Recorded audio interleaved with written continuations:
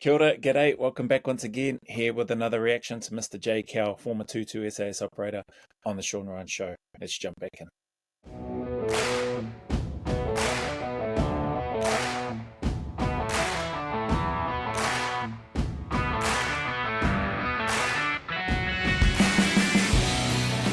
And I hope she takes some strength from that, because I am fully focused on trying to be better in every way I can. And I've got to get this out of my system. This helps for sure. But I don't want to have to lie to her anymore. I don't want to have to pretend that I'm okay or I've been all right. You know, I am now, I'm good, but like, I just wanted to know who I am. You know, that's all I want. I'm really happy you're doing this. Huh? I'm really happy you're doing this. I am. I'm trying, man. I think she will be too. I hope so. She's a level-headed girl, man. She'll get it. Like,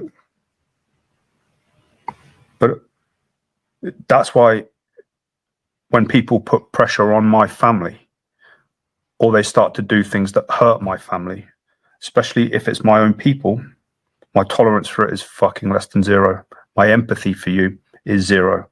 And I'll be ruthless in my pursuit of getting what's right and what's right for not only for my family, but for the other families, because there's a million stories just like mine. I'm not alone. I know I'm not.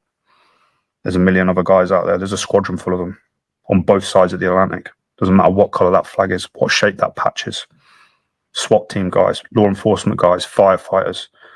You know, it's not even just military guys, young men all across. There's an epidemic of mental health issues, and people don't like saying mental health issues, but let's fucking call it what it is.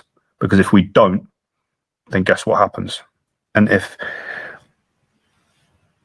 by actually saying it and actually addressing it, it gives somebody maybe a little bit of confidence to go and talk to somebody, or just even acknowledge it personally, then it's fucking worth it. So I'm glad we're doing this too. Good. Take a break. Sure. All right, Jay. We're getting ready to talk about what you originally came here for. Yeah. And but before we do, I just want to say thank you for being so open and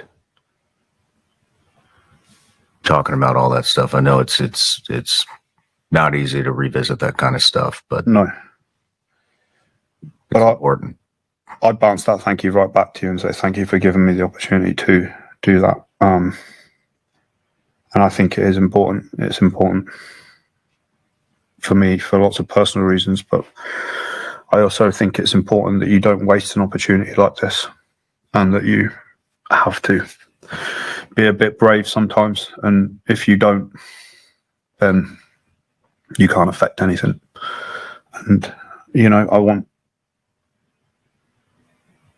there's good that comes from this situation. I'm in a good spot now, and I'm in a good spot because I have had to and am willing to acknowledge everything that I've just talked about and be aware of it and have that level of emotional awareness. And it's helped me out an untold amount by just being able to look in the mirror and understand where it is I've been and how far I've come and how lucky I am and how much good stuff I've got going on in my life and how grateful and thankful for it I am, because I really truly am, and I'm in a really, really good spot now, and long may it continue. But you got to air that stuff out. You got to do it. You can't keep it in. Like, trust me. Well, you know the drill. Like, it doesn't work, and I've been a test case for that myself, and I know it doesn't work. I'm never doing it again. So thank you. Sean, my honor, and you're welcome. Thank you, brother. Let's get into it. Yep. Let's talk about your last operation. Yep. 2022. I was an assault team leader, so not a troop sergeant major, but an assault team leader. So I was in charge of a fire team, essentially. But I was also a targeteer. And we'd been watching this guy conduct attacks. He was the partner force's number one target that they wanted. He was an assassination cell leader. He'd done a whole bunch of nefarious stuff. We watched him open and carry weapons, which was very rare.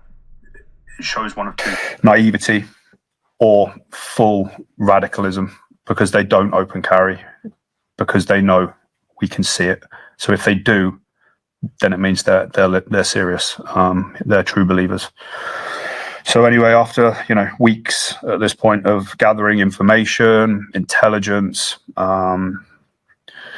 watching these guys do all kinds of bad stuff, basically, we was ordered to conduct a detention operation on this target, which I planned or was involved in the planning with heavily, and we did everything we could to mitigate risk to force and mitigate risk to mission by our planning process and our professionalism in terms of trying to put ourselves in the most advantageous position in order to capture and detain this individual, which was the main goal. The objective of this operation was this individual, as we had done successfully dozens of times before on that deployment, and we were in a good spot with it. We understood the human terrain.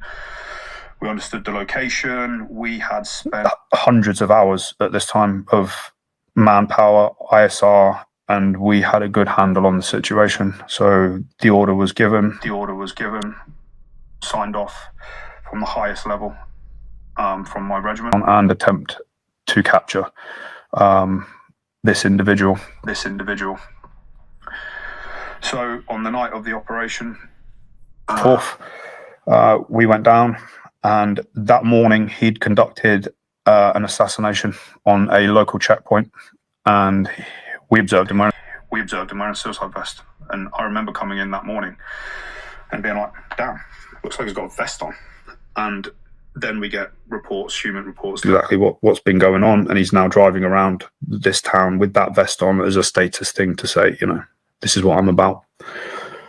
Doesn't change a thing for us. We approach the same operation as we would do anything. There's no more or less diligence put into it. Due diligence is always applied, and we try our very, very best as professionals to make sure that we are not putting ourselves in unnecessary risk, and that we're dealing with the situation in a professional manner. So it doesn't make any difference to us. It doesn't change how we look at it. It doesn't change our mindset. It doesn't change our approach to this target. It's just another target, and we would consider all people to be of high threat. This one was just active at that time. So anyway, for a series of events, we moved down on vehicle, and the primary location that we had planned to do the operation had changed last minute, because he's now hiding in a rural location, which we know and have observed before to be a hideout location where they go to cache weapons, which we've seen there, to plan attacks, and to basically hide out when they think the local partner force is probably going to come and try and do a raid. He was right, but unfortunately for him, we'd been watching him for weeks, so we knew exactly where he was going to go, and sure enough, that's where he was.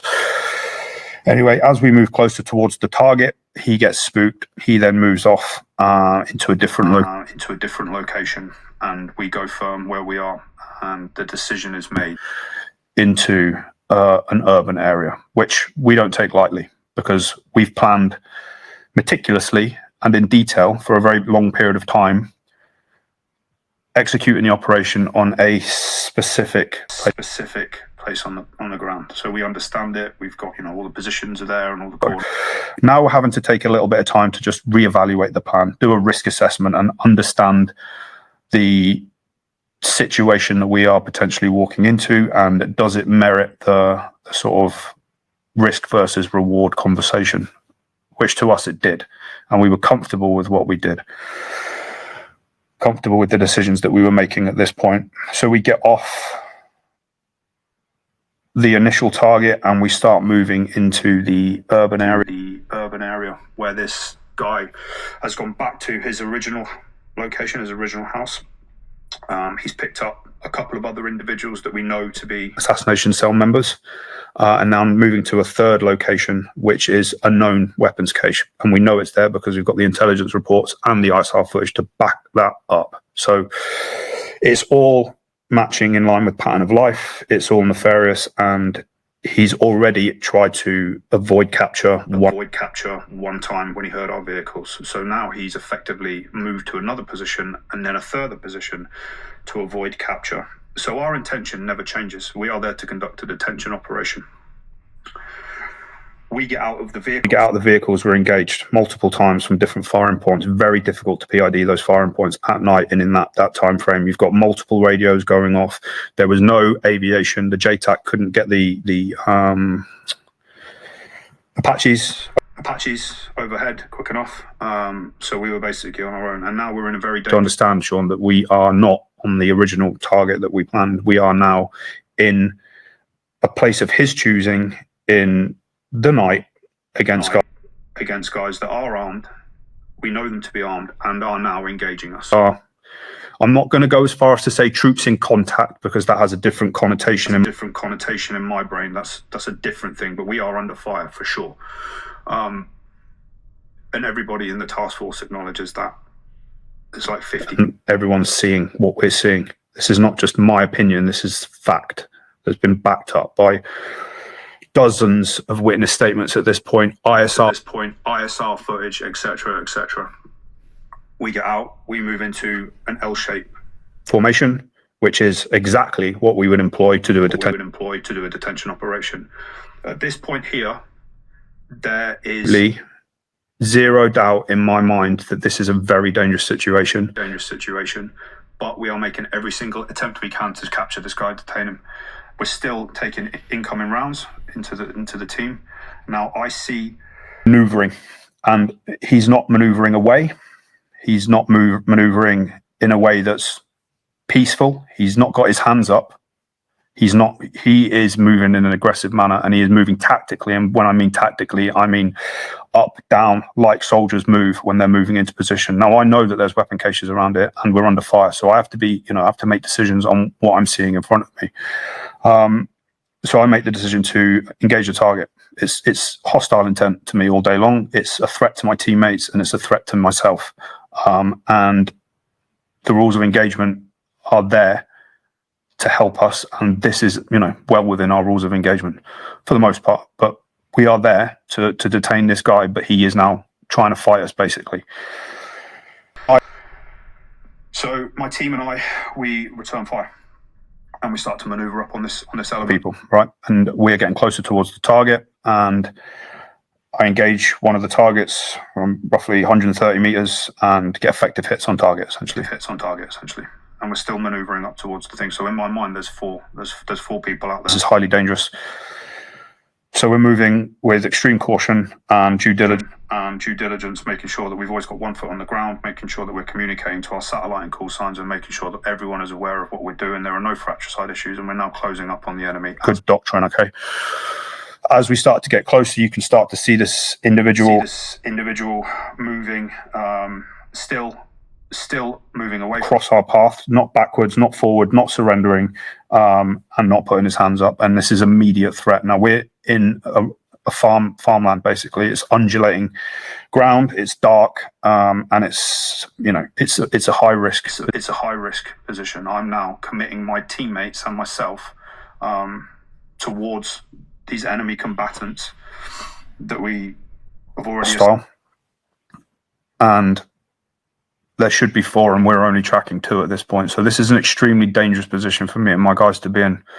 And due to the professionalism, the courage, and the extraordinary level of boldness from those guys next to me, to my right and left, we managed to close down these enemy combatants and neutralize the threat ×2.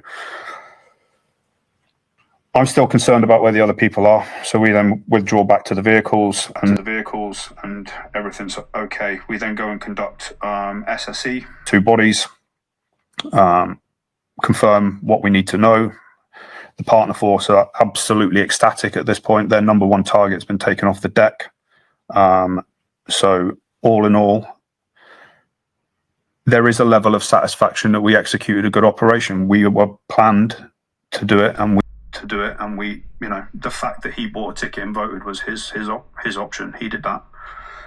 We gave them multiple chances to fight us. They wanted to kill us. And it just turns out that we were better than they were. It's that simple. So I didn't really think too much of it. It's, it's what we were there to do. We were ordered to go and do that, and we demonstrated our professionalism to the highest level, in my opinion. Yeah, I was just going to say, man, they just followed their orders. They went in there with the right intent. They didn't go in there as soon as they started getting engaged. Like you said, the ISR footage and everything like that should easily be able to see everything that was happening.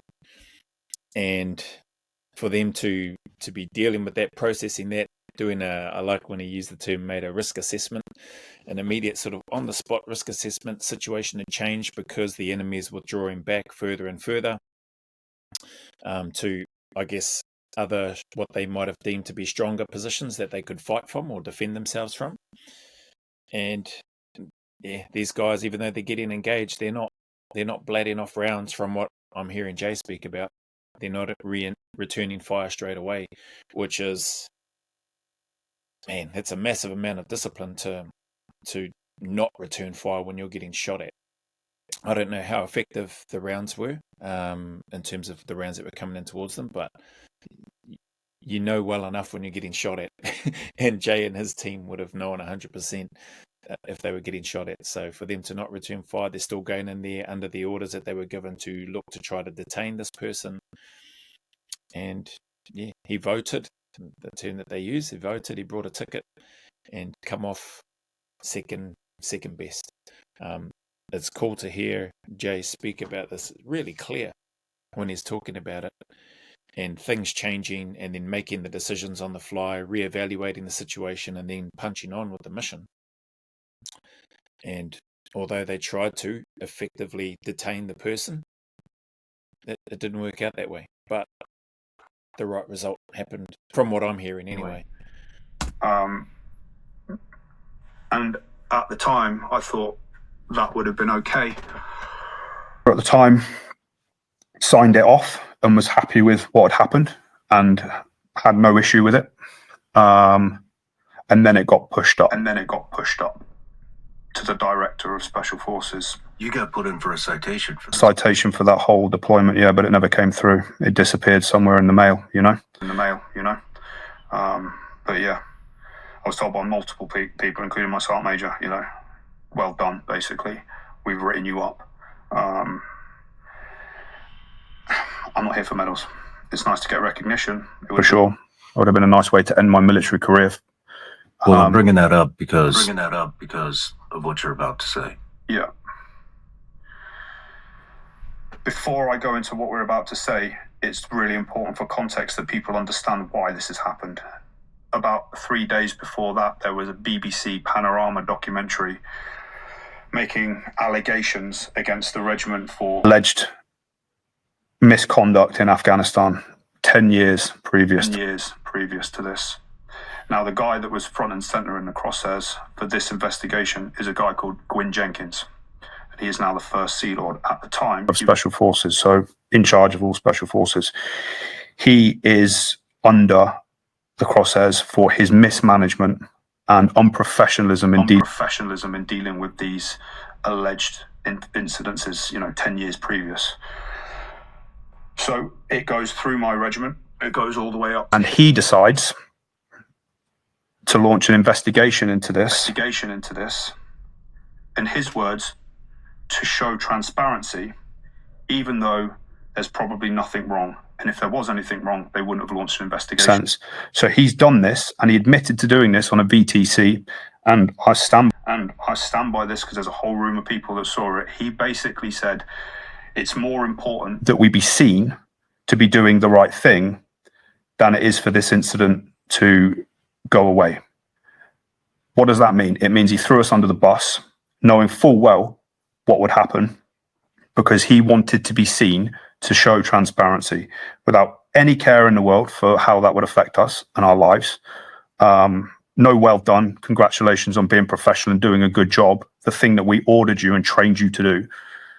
He sent us down the river, and he did that of his own admission to make it seem to the world that they are doing due diligence, and that does not sit well, because that is not what being a good leader is about. You do not throw your own guys under the bus for your own personal gain. And that's exactly what happened. And that was acknowledged by my commanding officer. It was even acknowledged by the policeman that came and arrested me in theatre. They knew and said... They arrested you in theatre. They arrested... Wait, yeah. Oh, the plot thickens on that one, yeah. But it's widely known and acknowledged that the reason for this was so that he could be seen to show that he does do investigations, because he'd failed in the past to do it properly. Does that make sense?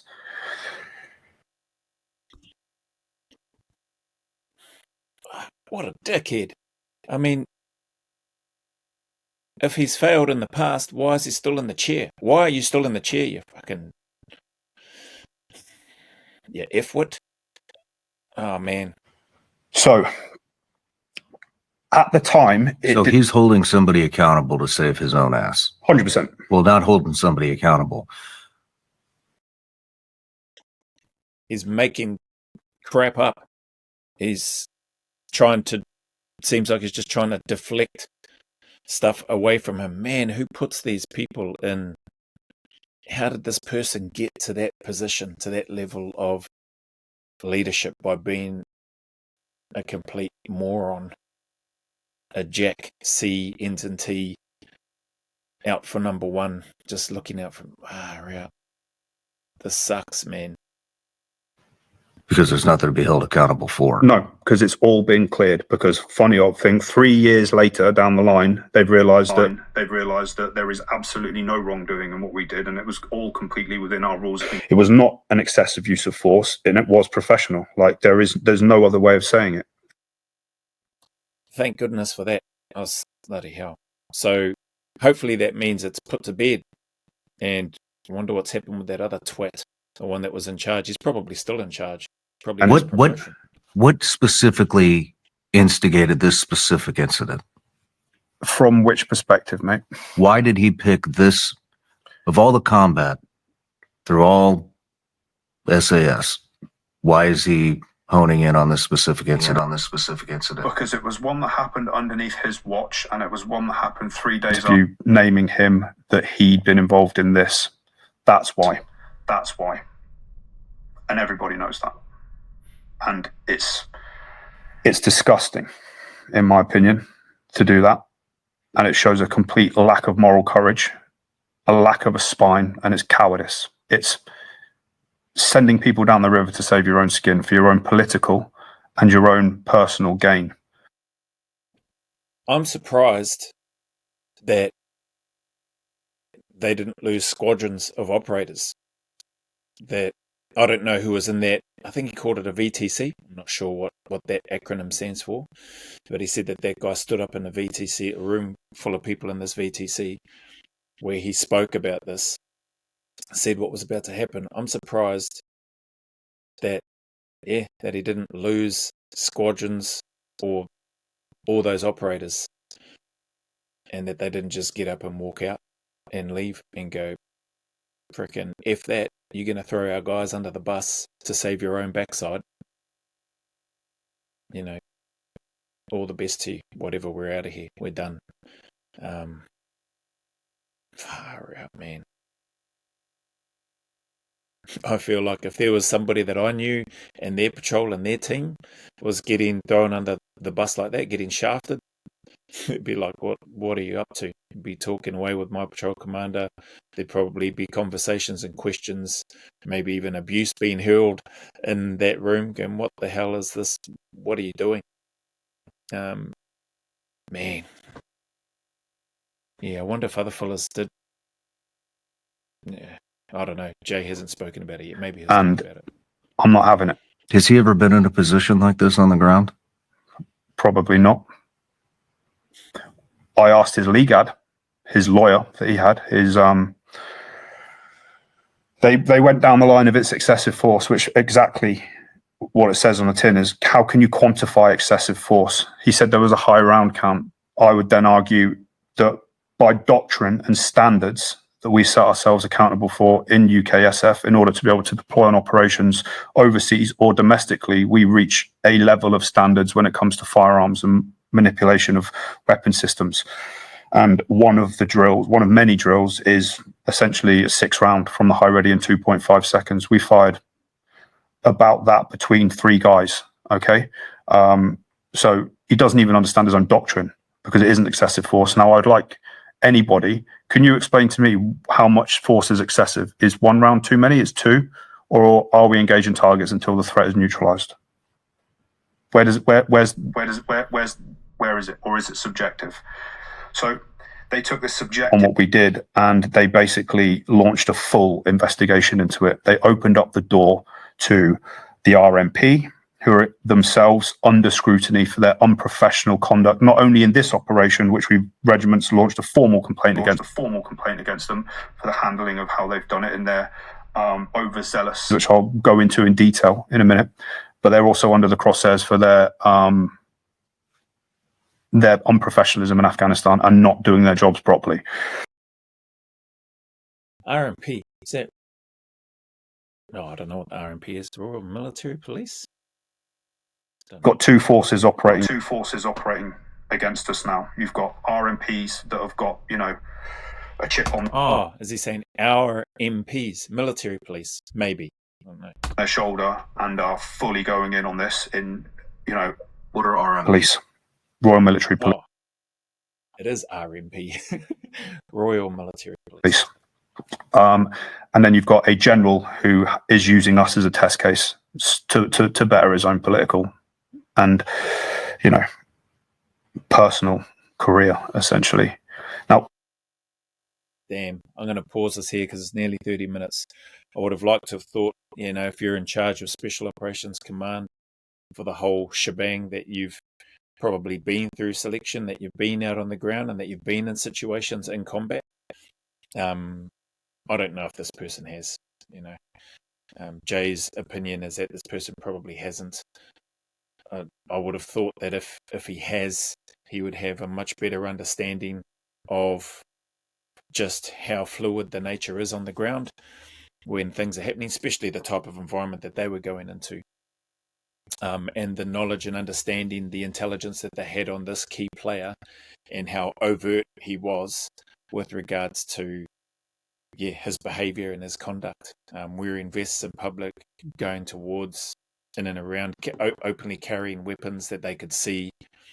Like Jay said, he was clearly a true believer.